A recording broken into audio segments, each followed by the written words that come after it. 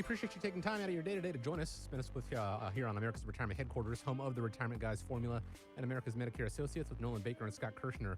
My name is Chris Swan. Like I said, really do appreciate you spending time with us today. 419-794-3030 is the number. 419-794-3030, online at americasretirementheadquarters.com. On today's show, a legendary college football coach celebrates a milestone birthday. So the question is retirement on his horizon? The saying goes, where there's a will, there's a way. But how many people actually have a will? And what exactly are multiple income streams? All that and more. But first, let me check in. Nolan, not with us this week, but Scott Kirshner, glad to be with you. And then Chaz Price, it's been a while. Glad to have you back on the show. How are you guys doing today? Yeah, we're doing well. Welcome back, Chaz. Yeah, it's been a while. Glad to be back. Yeah, Nolan is actually down at Paradise Island. Nolan does a lot of really, really great charitable things, and I know he's mentioned on previous shows how he, when he graduated from high school, he went right into the service, and he thought that Paradise Island would be a great place to visit, and it ended up being stationed in Paradise Island. So he's got some good personal friends, and their son is actually graduating from Paradise Island Academy down there. So he went down to surprise them, and so Nolan's out, and Chaz, you're in. I'm in. Glad to be here. Missed you guys. It's been a while, probably a couple months at least. It's been a while, yeah, exactly. Certainly has been a while, but it's like riding a bike. You never forget how. So let's just go ahead and dive right in here. After you've spent 30 or 40 years accumulating a nest egg, it understandably takes a pretty big leap of faith to trust somebody to help you manage that money. With that in mind, Morningstar says it is important to ask a lot of questions before hiring a financial advisor. We have the list here. Let's go over some of these. Are they questions you hear often? And if so, how do you respond to them? Well, you know what, Chris? I am getting close to that age. I'll be turning the big 6-0 here shortly after the first of the year. And I know that when if I meet with an attorney or, prior to working here with a financial advisor or anybody for that matter that actually had a service where they charge fees, there are a lot of questions that I get nervous about, Chaz, and I like to go through some of these questions, just kind of maybe ask, exactly how you handle them. Sure. So first question would be, so what's your actual specialty? So if I come to you and I'm going to sit down with you, I'm going to say, so what's your specialty? Yeah, that's a good question. Our specialty here, my specialty, I've spent the last 13 years of my independent career focusing on clients that are over the age of 50. Primarily, we focus on that demographic because it comes with its own set of challenges. We refer to that age, we call it the retirement red zone. The 5 to 10 years before retirement, where you're starting to look at coming down the mountain, if you will, where you're looking at ways to distribute your assets over time, make sure that you have enough money to get you through to age 90, whenever it is, compared to another advisor might offer a specialty in accumulation. Okay. So where they're trying to grow assets to take you up to retirement. So for example, I come to you and I'm 60. My son is 19. He's going to be 20 here next year. So I would say, well, okay, so you specialize in 50 and over, but what about my son? He's 20 years old. He's got a job. He's making some good money now. Are you able to help him, or what can you do for him? Yeah, we can definitely help. We have a solution that is perfect for the younger individual that maybe doesn't have accumulated a significant amount of wealth and just wants to get started. As I said, when you're accumulating assets, it's not as important really what you're in my opinion, because you just want to have exposure to the market, trying to be the market, trying to save, trying to accumulate shares, and just having him in, a basic, S&P 500 fund or index fund, something low cost, which is, by the way, a sensibility that we have, whether you're young, just getting started, or in those, peak retirement years. Low cost is absolutely a solution or a consideration that we want to make. But for somebody that's younger, I just tell them, let's get in the market. Let's find you something that's simple. For somebody that's ready to retire, we can't take all the bumps and bruises of just being the market. So what I'm hearing is you've got you've got options for everybody, regardless of what their needs are. Yeah. So So I had this actually last week. I think last Friday I had an appointment in the client. This is one of the first times I've actually had someone ask me this question, and they were referring to, because I set you up with an appointment, by the way, and they said, well, is he a fiduciary? Yeah. Tell me a little bit about that. It's a good question too, and that actually has been almost every single conversation I have with prospects. That's usually a question that they bring up. Are you a fiduciary? I think personally it might just be a function of people becoming more educated about the financial service industry. I'm a certified financial planner, and that's one of the features that we can really hang our hat on, is that in no matter what transaction, whether it be insurance or retirement, we are a fiduciary. Fiduciary means that, for one, we understand more of the subtle nuances of the business. We've trained and done more research, and we've been certified, if you will, to act on your behalf, which means we are legally obligated to not only show that our recommendations make sense and that they're suitable, but that we can document how we came to that recommendation and why it puts you in the exact best possible situation. So I can tell you this: when I was back when I was obviously much younger, before I started into this industry, I had no idea what a fiduciary was. I mean, back then I didn't have any idea. And when this lady asked me that question, I'm like, oh, she knows a little bit about what she's talking about. So that was actually kind of taking me back a little bit by that. I was surprised. So another one that I find is always uncomfortable for me. Like if I have to meet with an attorney or a CPA, or even people ask me, when I sit down with them for health insurance, is, okay, how do you charge for your services? Do I have a fee for meeting with you today? And people ask me that, and as I've said many times on with Medicare, I don't charge fees. I get compensated by the insurance companies that I place your policy with. What about you? So if I send my son to you, he's going to be nervous. He's not going to know what's going on. He's going to say, oh my gosh, how much is this going to cost me? Is there a fee involved? Yeah, that comes up often. And sometimes when we're having a conversation, I'll go through my entire presentation, my pitch, if you will, or spiel, and then I'll ask them, do you have any questions? And they'll say no.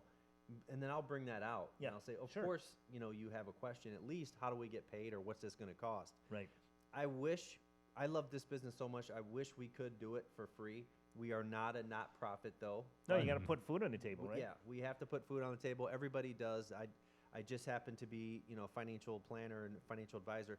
The way that I structure, and the advisors at America's Retirement Headquarters structure our fees, is that, first of all, we offer a complimentary Q&A session. Okay. So you could tell your son to relax. I even tell them when they first come in, relax. Nothing is for sale today. So then you can actually see the shoulders, come down.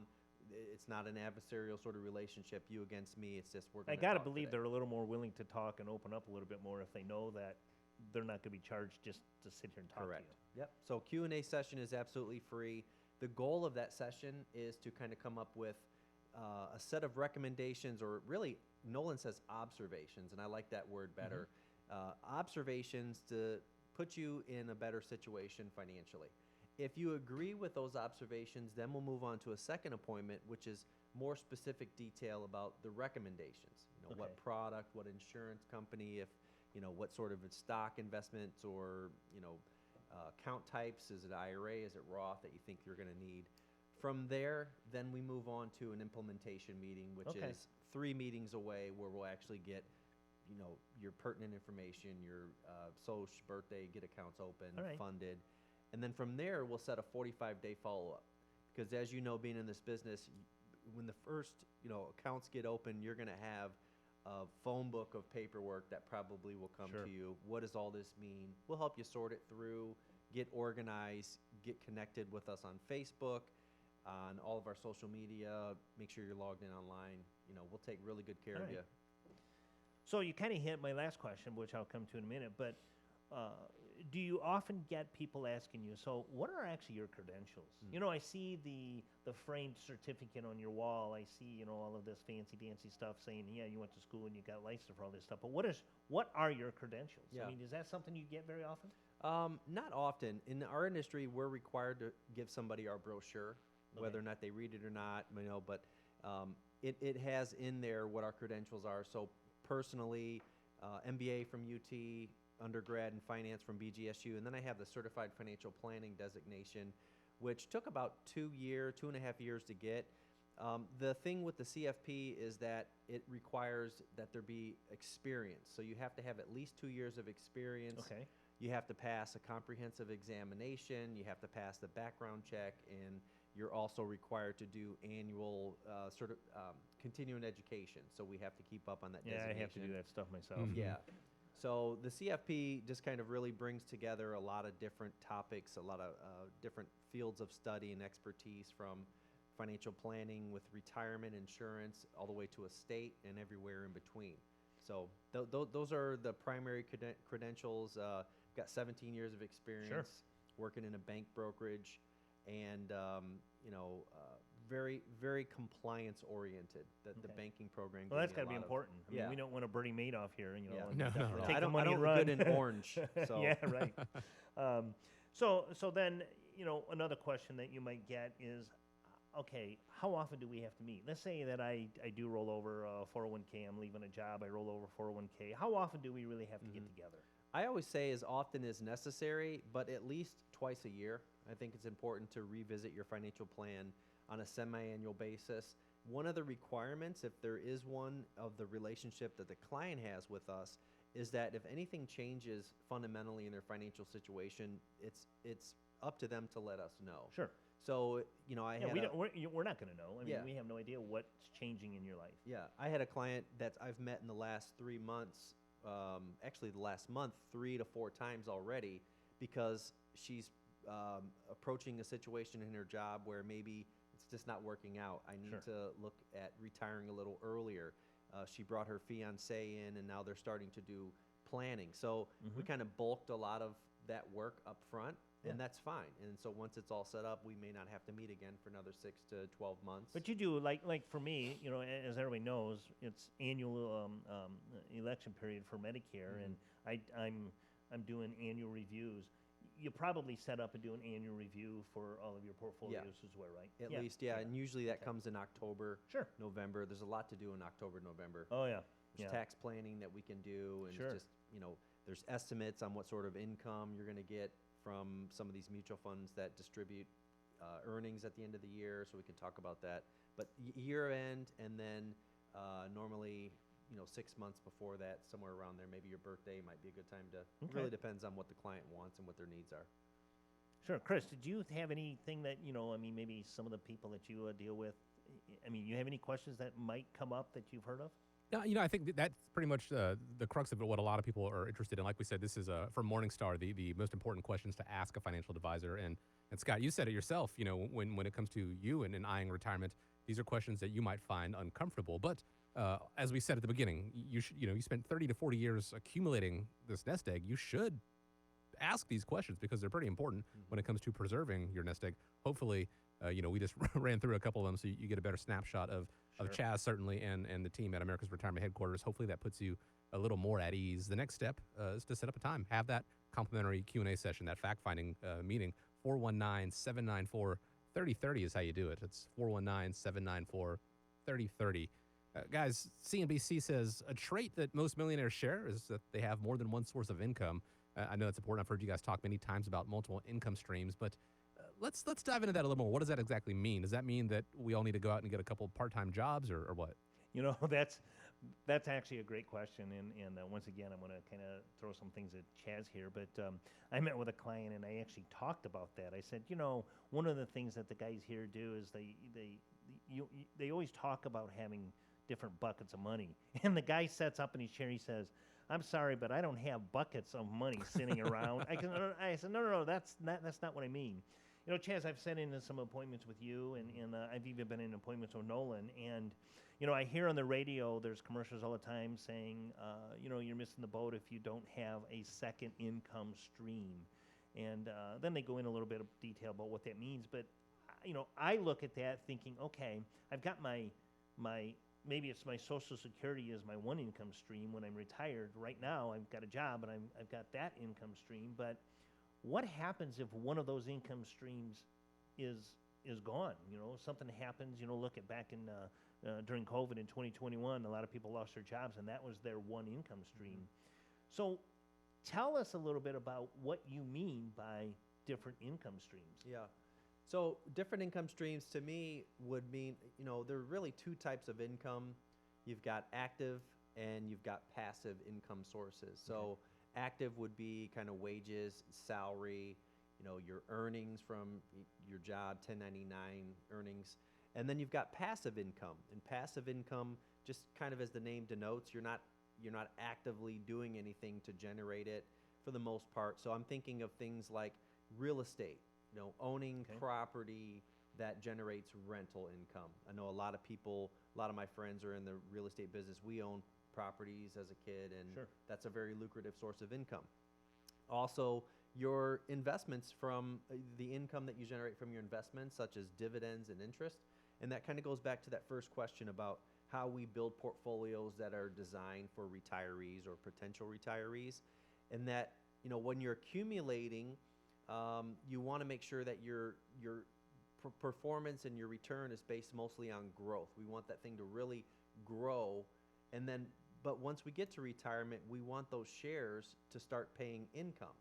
We want to live off some of the dividends and interest. So it really is a kind of an expertise to go from a growth-oriented sort of strategy where we're buying maybe some of the technology names, some smaller international, more risky names essentially, and then slowly transitioning your portfolio to what we refer to as the blue chips in many cases, the companies that are stalwarts of the economy. They are not curing cancer or coming up with a new operating system or a new cell phone, but they make a really good cheeseburger and they know how to do it and they make a lot of money doing it, stuff like that. So that's kind of a concept that we look at is transitioning from growth to dividends when you're in need of a secondary income. But to your point, Scott, the pensions, those days are gone. Right.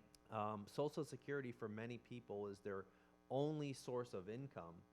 So not only creating multiple sources of income, that could also be your spouse's Social Security and benefits. So by coordinating those benefits, the spouse, the survivor benefit, you mentioned, losing an income. What happens when a spouse passes away? Sure. Your income is essentially cut in half in many respects.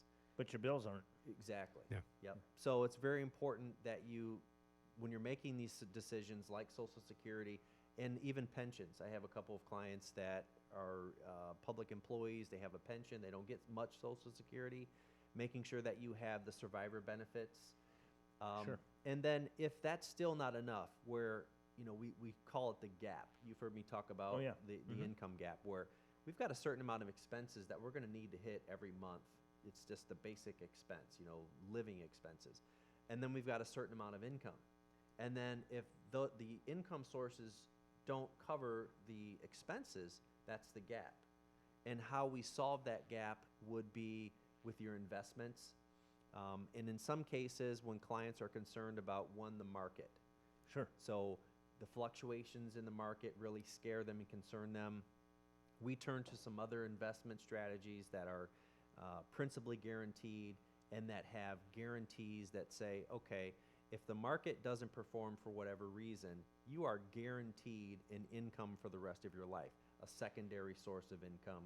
We call them a private pension, essentially. If your company doesn't offer one, you can actually buy a pension yourself. Wow. Yeah. And then that money, that income will last for as long as you do. In many cases, there's a survivor benefit that's built into it. But, having multiple sources of income, I agree, keeps that floor, keeps that income gap as lean as possible. And if we can, have a lean income gap, that determines how much money we're going to need for you to retire on. We want it to be as least as possible. One of the things that I've talked about several times is the health savings accounts, and having, we've talked in many times on the shows, and those shows are obviously available on our podcast, but I talk about the HSAs and how important it is to put money aside for health benefits when you are retired and you don't have that employer income coming in. expenses are still at a certain level, but your income is lower.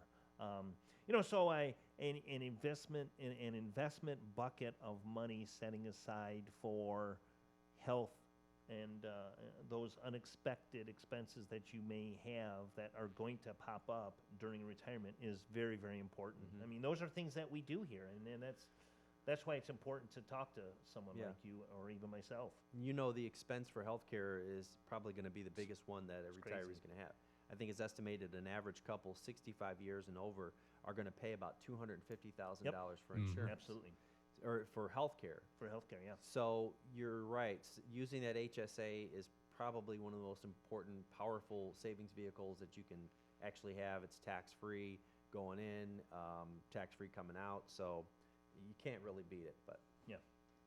There's no magic formula for you need to have 40% of your assets in stocks and 20% in real estate. It's going to vary from person to person, what they have, what they're working with, what they feel comfortable with. Maybe people don't want to maintain real estate and things like that, but finding the right blend for you all starts with developing that plan with professionals like the team at America's Retirement Headquarters. To get started, 419-794-3030. Obviously, there's going to be some common ground there. Everyone's going to have Social Security as a part of that retirement puzzle, but the other pieces, it's really up to you and what you want to do. 419-794-3030, or go online to americasretirementheadquarters.com. It's not just about getting people to retirement or getting people through retirement. It's also what happens beyond that. And when it comes to after that, fewer people have wills, according to a survey taken by the University of Michigan, and actually found the number of 70-year-olds having a will has declined about 12% over the past 3 decades. Even more dramatic drop among those who are at least 50.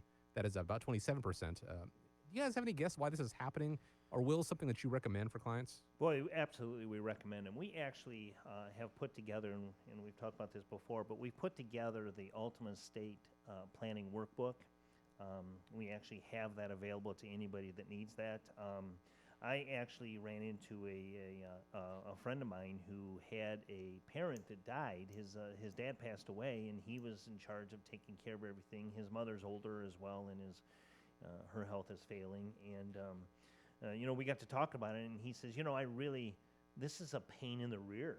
He says, I don't know any of the information that mom and dad had.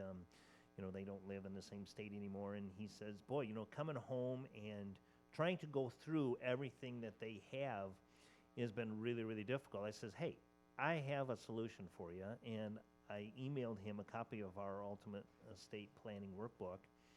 And in there, we go through everything you can think of as far as like whoever pays the bills, who do you send the electric bill to?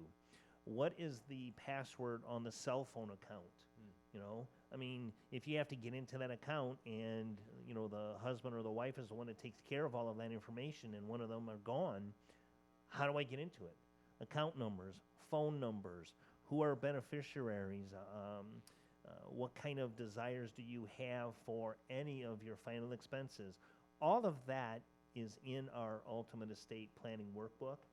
I'm not real sure why people would fail to, I don't know, maybe it's laziness, or maybe they don't feel a need to do that anymore, or maybe it's, I don't know. What do you think, Chaz? Why would those numbers be declining? Because you still have a need for that stuff. Could just be a function of people just being misinformed. To your point, I really don't know why, but I know that, 3 things really what a will is and why it's important is that it's going to document the distribution of your assets. And I think that's important. There needs to be some order associated with how your assets are going to be disposed of. If you don't have a will, the truth is that the state has one for you. Yes. The government has one for you, and it's typically spouse, then children, parents, then brothers and sisters, nieces and nephews. But like I said, there does have to be some order of how things are going to be distributed. Exactly. You don't want everything to go all at once to your mom. The box in the basement and whatnot. You don't want that to go to your mom, maybe. So some things definitely need to be written out where you want them to go. But it's not expensive. I don't know. It's not a cost No, thing. there's no cost at all involved. It's not like it's thousands of dollars that it's going to cost you. Right. In many cases, you could go through an online site or something, on the web at a very minimum to get something for $50 to $100 probably. Sure. And maybe it's not a big deal. You should Right. definitely fill it out. It's not hard. Take some time. It's definitely necessary, and just do it. Yeah. A little bit of time put in to save, a lot of headache and heartache and maybe potentially family strife towards the end there. Yes. I think everyone out there has either experienced or knows a story where that very situation has happened, where the intent of the deceased wasn't really put out there, and so it caused a lot of chaos and disruption. There's an easier way to do it. It's not necessarily the most pleasant conversation to have, the most pleasant thing to think about, but again, the saying, an ounce of prevention is worth a pound of cure. So pick up the phone, give a call, take advantage of this Ultimate Estate Planning Guide and Workbook. Sit down and speak with America's Retirement Headquarters, 419-794-3030. Again, not just getting to retirement, through retirement, but what you want to do with your legacy beyond that. 419-794-3030. So, guys, we are coming up on the end of the show, but I did tease this at the beginning, so I want to go ahead and mention this. It's my honor to present the National Championship Trophy to Coach Nick Saban and the Alabama Crimson Tide. One of, I'm going to go and say the most successful college football coach. Celebrating his 70th birthday on Halloween, Nick Saban has racked up 6 national titles in his 16 seasons as Alabama's coach. He had another one with LSU. Of course, we know that he got a start here in Ohio at Kent State Sure. and in Toledo. Slightly less successful, but, we still remember. But anyway, earlier this year, Rivals.com asked him if he's thinking about retiring anytime soon. And here's what he said.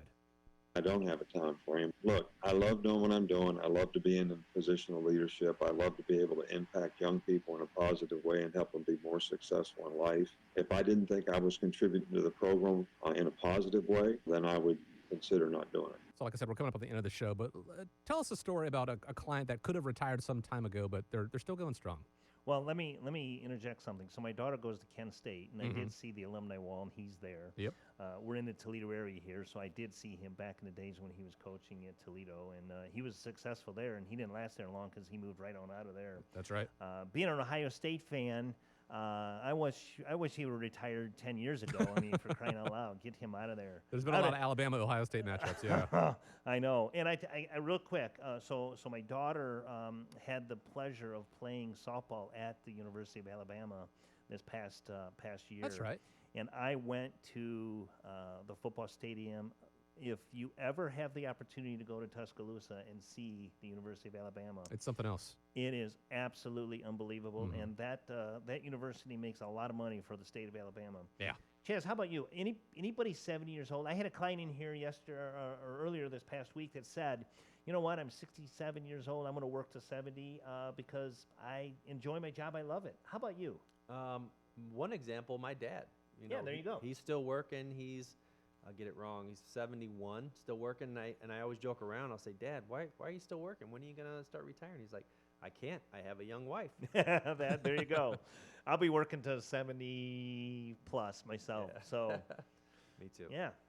And here's the thing, though, is that maybe it is your intent, and not to put a dour twist on this, maybe it is your intent to work the rest of your life or work until the age of 70, but it's still good to go ahead and have a plan put in place just in case it's a health situation or there's a budget situation, or you just wake up one day and you decide you don't want to do it anymore. Nick Saban could wake up tomorrow and decide he didn't want to do it. He'll probably be okay. Yeah, but he will be. you want to go and have a plan put in place to know. It's like a fire extinguisher. It's better to go and have it and maybe never utilize it, but just have that added peace of mind going forward. So even if you plan on working 5 years past retirement age, 10 years past retirement age, or however long, go in and have that contingency plan put in place. Go ahead and get that fire extinguisher in your arsenal. 419-794-3030, or you can always find them online at americasretirementheadquarters.com. I said it at the beginning of the show, and I mean it, and I'm going to say it again here. We appreciate you taking time out of your day to spend with us here on America's Retirement Headquarters. Hope you have an excellent week ahead of you. Chaz, glad to be with you again as always. And Chris. Guys, as we wrap up, I want to leave you with the final word. Well, I want to thank you all for listening.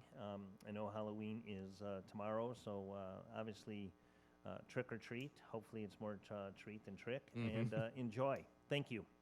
Thank you.